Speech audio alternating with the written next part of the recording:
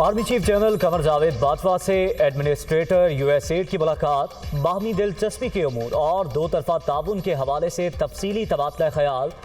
Samantha power का पाकिस्तान में सैलाब से होने वाले नुकसानात पर अफसोस का इजहार।